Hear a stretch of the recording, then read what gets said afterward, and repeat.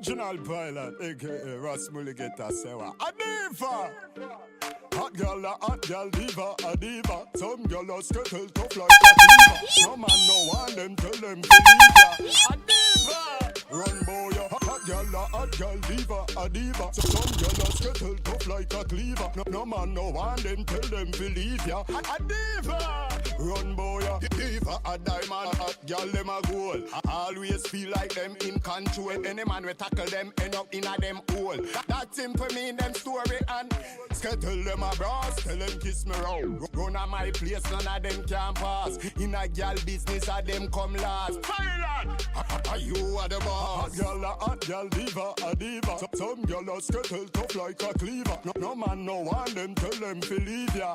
A diva! Run boy, hot girl diva, a diva. Some girl a skittle tough like a cleaver. No man no one them tell them to leave ya. I don't know what I'm doing. A diva! Clearly, I have no idea what I'm doing. I'm trying to figure it out. But clearly, I have no clue what I'm trying to do. I should have figured this out before I went live. But then when I went live, I'm like, I didn't like it. So it's kind of like... But anyway, we're just going to keep the show rolling. This is what I'm going to do. I'm going to go to sources here. And I'm going to get rid of this. There we go. And I'm going to make this a little bit bigger here. And I'm going to bring that over here. And then I'm going to go to me here. And I'm just going to shrink. Yeah. Let me see if I hold shift and I bring this in. There you go. There you go. I think that looks good. I think that looks real good. All right, this is all the shit I should have done before I went live. Hold on, let me cut this light off and I'll be back in like 30 seconds.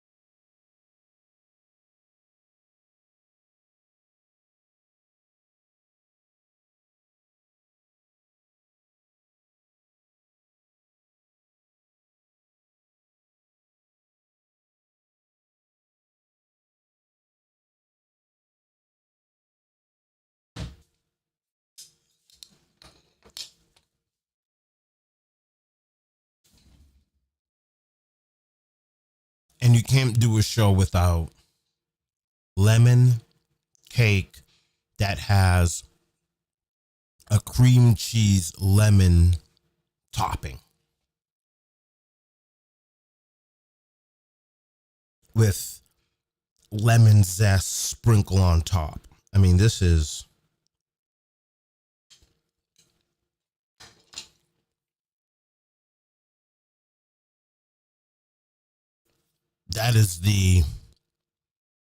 that right there, my friends, that's the fucking, man. It's good. It is so good.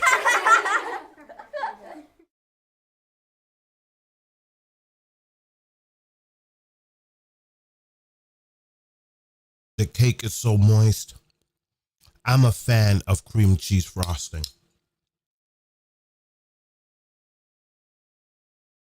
I'm just a fan of, I love cream cheese frosting. If you put cream cheese frosting, if you put a good cream cheese frosting on anything, I'll eat it. Pause.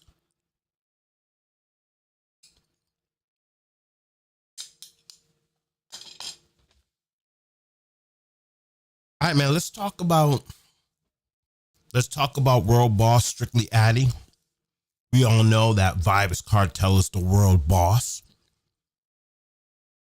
And he's locked up, but he may be coming out. So IDLS Promotions had a party where the selectors should only play cartel or Gaza related music, right? Yo, this cake is crazy. I mean, I'm not going to hold you. I can't hold the baker on that. I want to, but I just can't. So I got so Sexy Body Brit gave me the file. She said, yo, come through.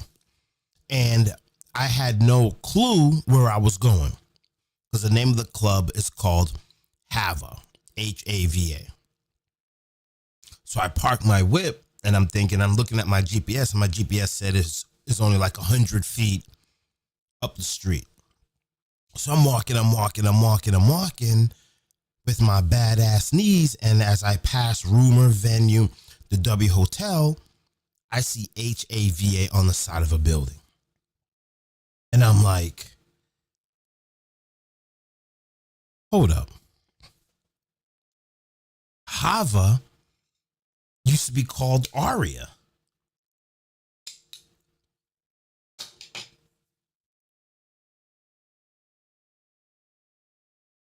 I'm like, holy shit.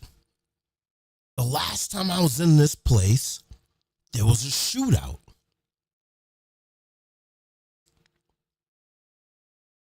And I remember that night like it was yesterday. So, like, when you talk about Bobby Shakes and Orette Robinson, it's like two different people with two different career interests that for somehow were able to merge together. So a lot of people know I worked at the Source magazine for 2 years. Then I went to Clear Channel, but before that, I was doing hip hop, and I was doing like street art like Banksy, but my shit wasn't that good. It was just basically my logo, Corrupt Souls, that we were just doing wheat paste posters all over the city. And my graffiti came from, because, I was a breaker, graffiti artist, skateboarder, and then the natural progression is to move to hip hop. So from like 1993 to 2000, I was known in the hip hop community.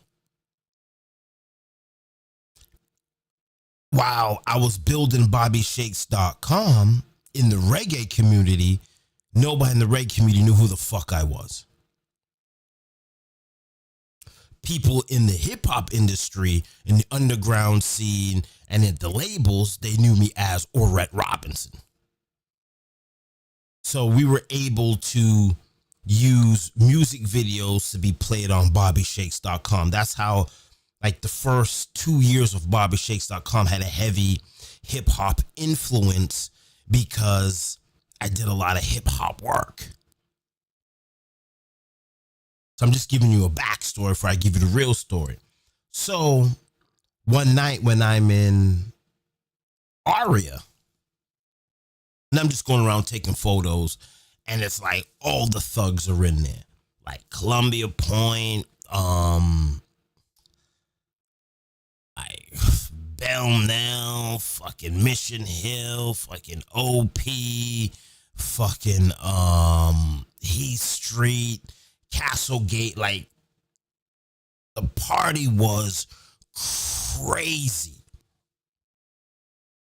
And I'm in there with my son's mother at the time. My son's mother, my 8-year-old. And we go there because she was kind of like my assistant, right? She was just my assistant before we became a thing. So she was like my assistant, making sure I'm on time and talking to the promoters to get me into the building and all of that shit.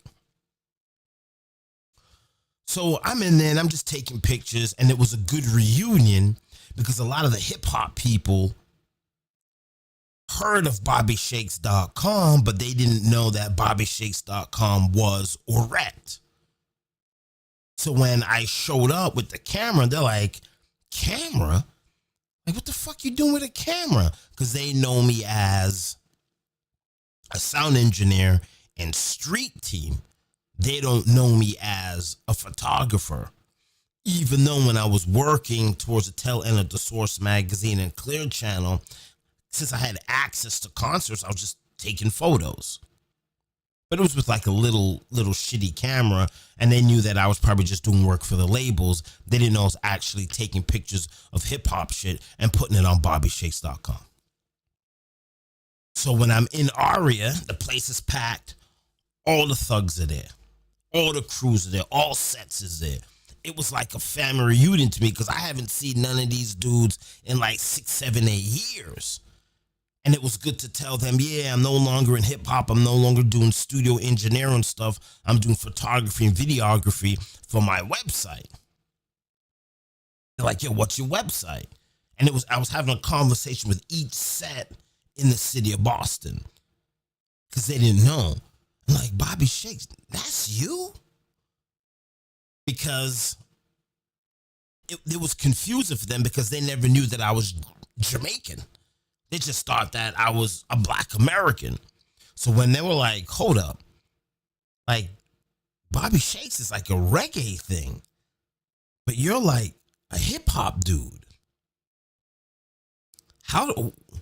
So they was confused. So half the night, I'm just going around to each set explaining to them, this is where I am, this is what I'm doing, and I gave them a card. And the night is lit. All the crews is getting shouted out. You know, like a dude will run up to the bar, give the DJ 100. Yo, shout out Columbia Point. And then the DJ will shout out Columbia Point. And then niggas from the fucking Belknap would hear that and run up to the mic and be like, yo, shout out Belknap. Then the dudes from Interville would be pissed off, like, yo, shout out Interville. Then the dudes from Academy would hear it, give the DJ some bread, yo, shout out Academy. So all night, all the crews is just being shouted out. And it was getting hot in there. It was getting hot in there. So if you were at Addy on Friday night, when you walked through the reggae room and you went around the corner, that's where I was. Right where Jim Tom was standing. Because he wasn't in the reggae room, he was on the other, because the reggae room was in the back. I don't know what, I think they're probably doing hip hop or African music was in the front. So right where I saw Jim Tom, that's where I was when it was Aria. And I saw my man, I'm not gonna say what crew he's from. And I was like, yo, what's up? Bye, bye, bye, bye, bye. Yo, take a picture. He's all like, Orette, I can't do that. I can't fuck with you on that. Because I'm about to rob this dude for his watch. So I'm all like, what? He's like, yeah, this nigga got a watch. He's about to come off of it. So I said to him, yo, good luck, brother. Do what you gotta do. You know what I'm saying? I'm not even gonna, what do you want me to do? Like, what do you want me to do? So I just walked around, did my pictures, and it was getting close to the end of the night. So I'm like, yo, let me go outside and have a cigarette. So I'm outside. You know, back then I did my hand-rolled cigarette, so I'm rolling up my hand-rolled cigarette, and I got it all rolled up, put a little bird in it, roll it up, and I'm out there, bang, spark it up, and I'm just smoking. And two dudes come out of the club, and they were, like, pissed off. Like, yo, man, this nigga just took my watch from me, blah, blah, blah. They had to be, like, I think they were probably college students. But it was a weird night because you had vultures and pigeons. So if you were a pigeon that night, you were getting got. So I'm outside smoking. I hear these two dudes arguing back and forth. Like, yo, man, you didn't even get my back, blah, blah, blah. So I guess my man did come off of the watch. So I'm like, I gotta get the fuck out of here, man. I got to get the fuck out of here. Like, I don't want to be here no more. And it was a Girls Gone Wild party. Now, if you remember, Girls Gone Wild was like I don't know what it was. Just a bunch of dudes with cameras, and they'll go around and do like wet t-shirt contests, probably film girls getting fucked in a hotel room or whatever. So it was like it was Girls Gone Wild. So when you have Girls Gone Wild in a place, all the dudes are gonna show because everybody want to see titties. Everybody want to see titties and booty. So Girls Gone Wild is filming all of this. And it turned out that Girls Gone Wild, they did, I don't know what happened to them, but I think they got like a feds charge or something. I don't know what they were doing, but they got themselves in trouble. But back then, Girls Gone Wild was hot. I don't think it was hot. It wasn't hotter than BobbyShakes.com, but Girls Gone Wild was hot. So that's why the promoter was like, yo, we want Bobby Shakes there because we need that type of crazy photography to match the crazy shit that's going on in the club. So that's the backdrop, right? So you have Girls Gone Wild, you have girls going wild, you have dudes from all the hoods in Boston going wild, and then you have like college kids stuck in the middle of this craziness because Girls Gone Wild was basically a college thing, like college girls get naked and shit. And I think that's probably why they got in a lot of trouble. I don't know. I don't know why, but I heard they got in trouble. So I'm outside smoking a cigarette and you know, downstairs it's hot as fuck. So I'm smoking a cigarette and I go back to my store. I hear these dudes talking about they got robbed. Come on, man, fuck this. I gotta get this girl out of here, man. As I'm walking down the stairs to grab her to get out, I hear pop, pop, pop, pop, pop. And everybody hits the deck. And I'm like, yo, they're shooting in the club? State police was there. State police is jumping on people. So everybody's on the ground. Everybody in the club is on the ground because it was like a shootout, the OK Corral. And everybody's on the ground. People's on the ground. Thugs is on the ground because they're rolling. So now like that gunshot like opened up the beef. So now everybody's beefing. So everybody's on the floor. The only two people that was on the floor was me because I'm walking down the steps into hell. And I look across the club where if you go into Hava where the DJ booth is, the DJ booth wasn't there. The DJ booth was when you walk down the stairs, it was off to the right there where the bathroom was. That's where the DJ booth was. Like slide over a little bit. So I think the DJ booth was where the VIP section is. The DJ booth wasn't where the wall was. And I see her standing up. So I'm like, yo, they're shooting and you're standing up. So I'm stepping over people, like literally stepping on people because they're laid flat on the ground. I'm like stepping on people to get to her. And I grabbed her because she was like, I don't know if she was in shock. She probably was in shock because she's from Vermont. She's never seen no shit like this before. She's all like, so she's standing up. And I go, yo, why didn't you hit the floor? They're shooting in here. And she was all like, the only person I bow down to is Jesus. Let's get a chant for that. I looked at her. I mean, what could I say? What could I say? There's nothing I could say at that point besides grab her and get her the fuck out of there.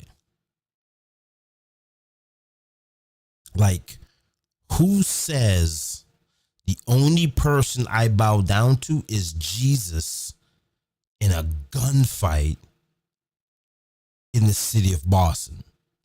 She just didn't know her surroundings or her whereabouts, but I guess that just goes to show her faith is that strong in Jesus and God and the Trinity. So that was the last time I was actually in Aria, right? So now me and her became a thing, and she went to Florida for the weekend or whatever. I don't know what it was. So I went to the airport to pick her up. And I'm sitting in the car, and a state trooper rolls up on me, and he's knocking on the glass. So I just roll down the window, and the state trooper's all like, "You put me out of work for 6 months, Bobby Shakes."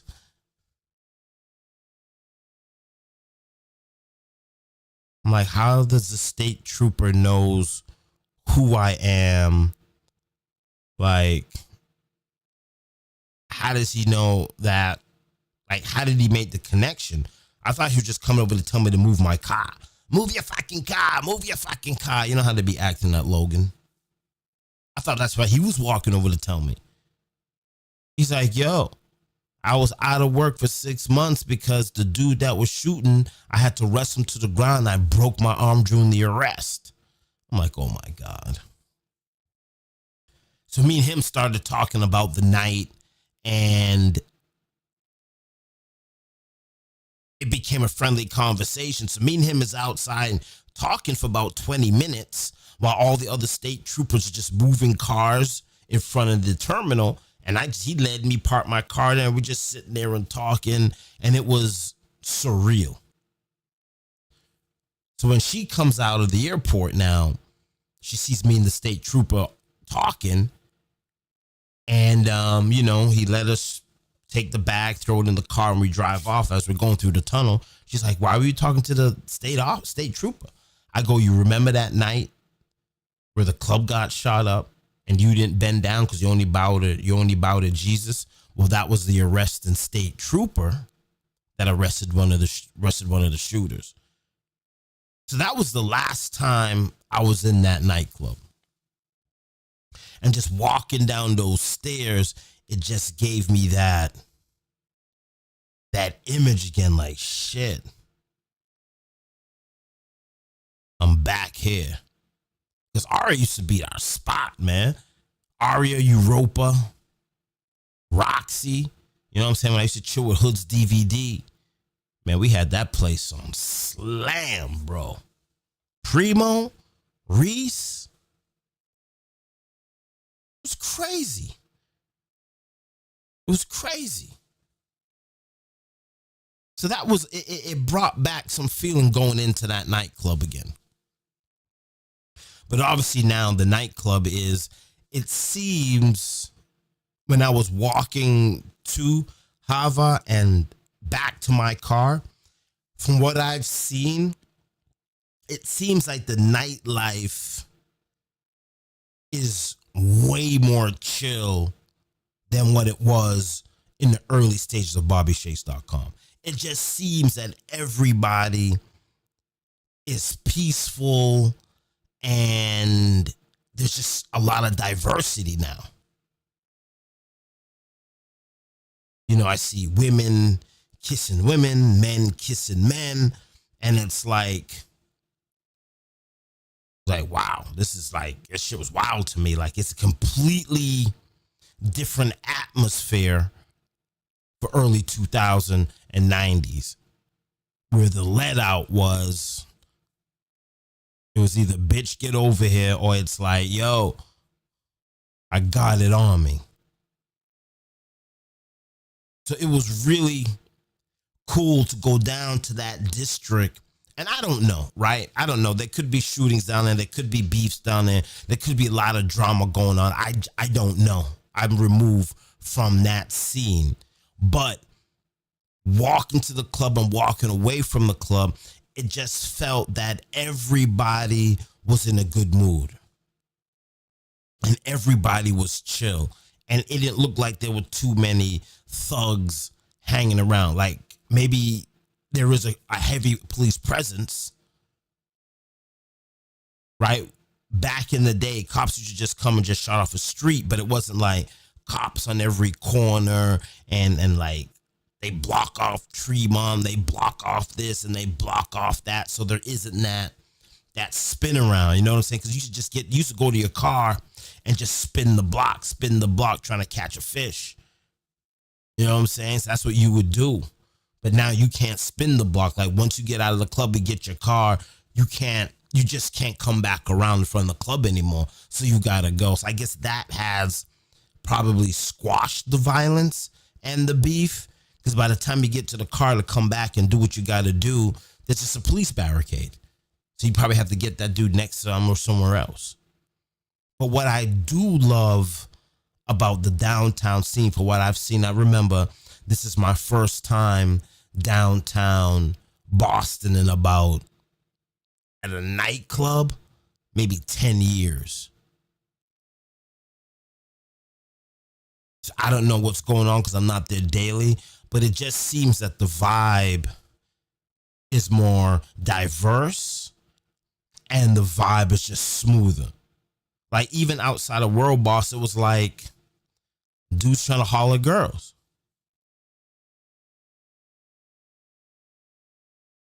And it wasn't, there's one dude hollering at a shorty, but then there wasn't dudes from another set trying to holler at the shorty because they see that dude standing by himself hollering at a shorty.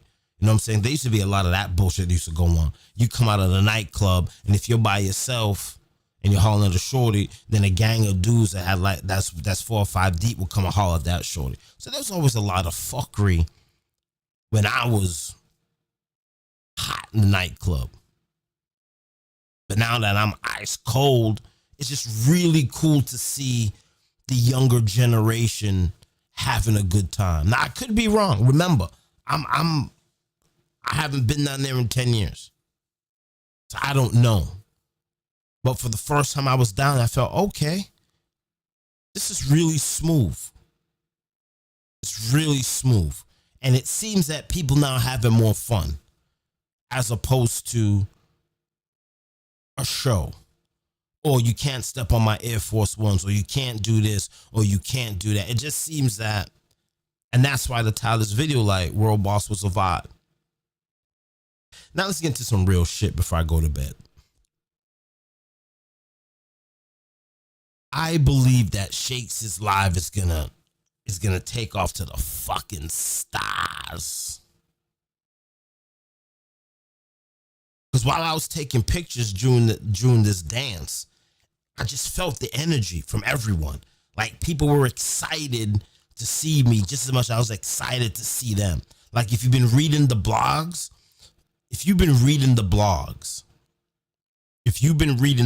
on Shakes' Live, you know, like every show that I go to is kind of like a family reunion. It doesn't feel like I'm there taking photos. It feels like there's this exchange of friendship between me and everybody else. And when you go outside, when I go outside to smoke and I see people in the line or backstage or whatever, it's the jogging of men. It's the jogging of memory about how the city of Boston used to move. And it feels, I don't know. But this is what I'm just seeing. And a lot of people may think different of me, but it just seems like all the reggae promoters are cool now. Because I just see different promoters working together to build their brand. Now, I could be wrong. I don't know. Like I said, I've been so far removed from this culture, but I felt good. I felt good, man. I know a lot of people like to shit on the youth and be like, yo, the youth suck and these niggas are this and these niggas is that, but stop calling them niggas and really look at them and see, okay, I think it's in good hands. I really honestly think that the future is in good hands. And this is why I know Shakes' Live is in good hands. And I feel that the city's rocking with me. I feel like the city is behind this movement. The reason why they're behind this movement is because of these lives, where people can sit back, get a little history, right? So it's just not videos and photos. It's taking you back. It's taking you back in time. And I think people are seeing the power of these lives, and they're like, yo, you know what? I want to fuck with Bobby, and I want to give him my story. And I don't know how many times I said this during the night. I said this multiple times. When you look at the black movement, I'm not saying it culture because they own that shit. The black movement, in the black movement, the people that pay to go to the party or concert has more power than the artist. I gotta build my music industry power like pyramid. I was looking for my pyramid. I got a little pyramid. But I think that the artist is on the bottom level. Then the DJs. No, I would say artist, bottom level. Slightly above the artist would be the media people. Above the media people would be the promoters. Above the promoters would be the DJs. And then the pinnacle, the most important part about this whole thing, are the paying customers. Because you got to understand, us that is working in this field, we're nerds. Right?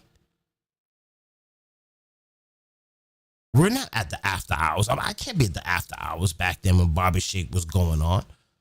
How am I going to be the after hours? I got to be home. I got to edit the photos. I got to get the photos on the website. I can't be at the afters. If we videotape the event on Friday, we had to get that thing cut, edited, and duplicated so we could hit the barbershops and the hairdressers Saturday morning. So I didn't have time to fuck around with the afters. Unless there was nothing going on, I didn't shoot that weekend.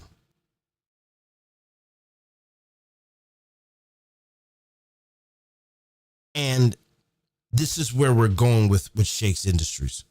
We're going this way with Shakes Industries because we want to build this platform for all of us to tell our story. And I think January, we're going to start to roll out interviews. Because a lot of Boston history I don't have, because I wasn't really in the scene like that. So if I'm at a party, if I'm at a show, let's say Sean Paul is coming, right? Sean Paul, Vegas, Lexus, blah, blah, blah, blah, blah.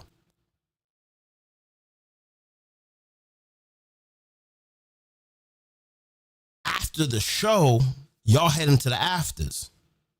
Me, I'm going back to the hotel with the artist, pause to videotape or maybe fly to the studio to do a dub plate session. So the movement that's going on, in the parking lots, the let out to the afters, inside the afters, and then outside. Those 4 or 5 hours I'm missing from that part of the movement. I'm doing the corporate shit.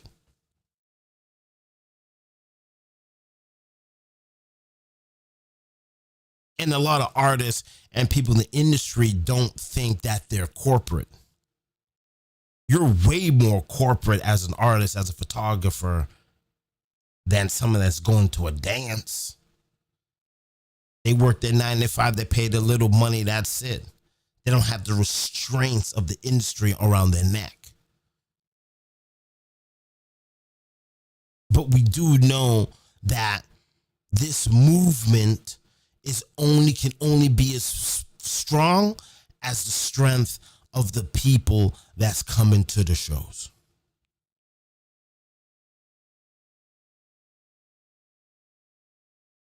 I don't give a fuck how big of an artist you is.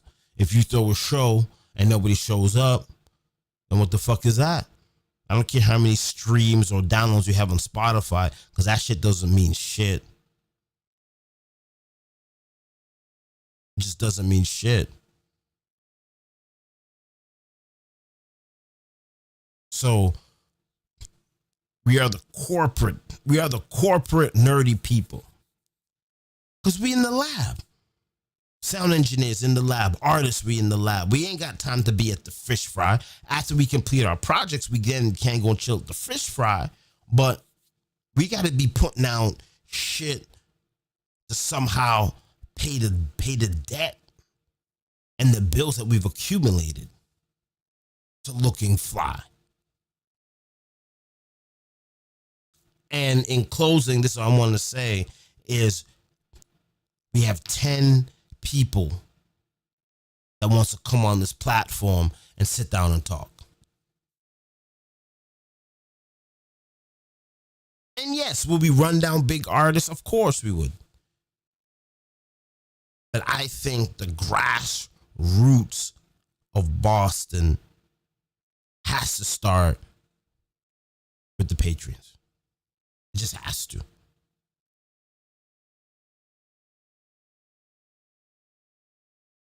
And I think Shakes' Live is going to explode off of that. Because we're going to be telling everybody's story. Because everybody has a story. Hey, misunderstood lady, how you feeling tonight? Yeah, man, we're just here talking. Just here talking about my new venture. Yeah, I haven't seen you on the stream in a long time, misunderstood. How you feeling? The retro lady. You're a great aunt now? Holy shit. That's the last time I spoke to you? When was the last time I spoke to you? I know you were in probably Stone's stream the other day. But probably when's the last time you watched me stream something? That has to be shit, like 2 years ago during COVID. Fuck, man. Time is just flying by. That's just crazy. Time is just flying by. Time is just flying by. Yeah, so what? So basically what's going on now is I'm back into the reggae scene. So now what's going to be happening is I'm going to be doing these lives and showing people where to go. Let me put my website in the chat so you can go and check it out. Jesus, man.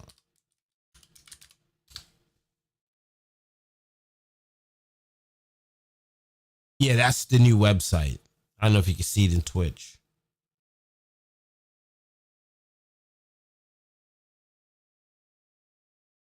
Did you see it?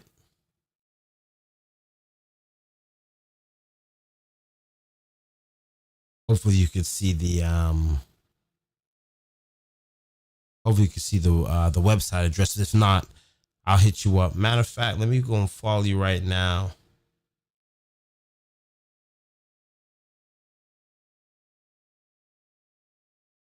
I can do that here. Let me just take a picture. That way I could, tomorrow when I go on thing, I can send you a follow back and take a picture of that. There we go. Well, misunderstood lady, thank you so much for coming in. I am going to bed. Yes, I just want to come on to tell you guys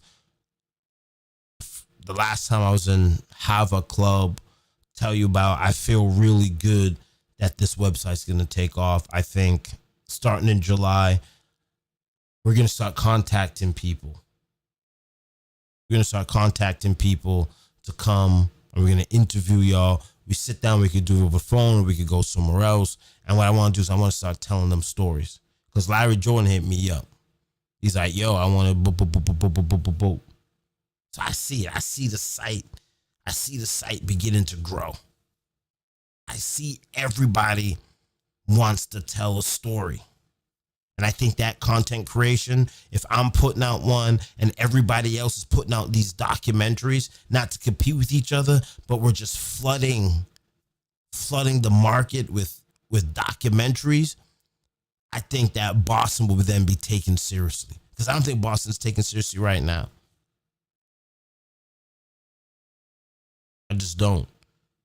But once we start doing interviews with each other and shooting little documentaries and building real content, I think Boston will be on the map. All right, man. Thank you all so fucking much for coming through, man. Misunderstood lady, thank you so much for watching the stream. I'm beat. You're not supposed to yawn or eat on stream, but been fucking rough. I want to know. Original pilot, aka Rasmuligeta Sewa. Adiva! Hot girl diva, a diva. Some girl a skittle tough like a cleaver. Fuck this shit, I'm out. Fuck this shit, I'm out. No thanks, don't mind me. I'ma just grab my stuff and leave. Excuse me, please. Fuck this shit, I'm out. Nope. Fuck this shit, I'm out. Alright then. I don't know what the fuck just happened, but I don't really care. I'ma get the fuck up out of here. Fuck this shit, I'm out. Fuck this shit, I'm out. Fuck this shit, I'm out. No thanks, don't mind me. I'ma just grab my stuff and leave. Excuse me, please. Fuck this shit, I'm out. Nope. Fuck this shit, I'm out. Alright then. I don't know what the fuck just happened, but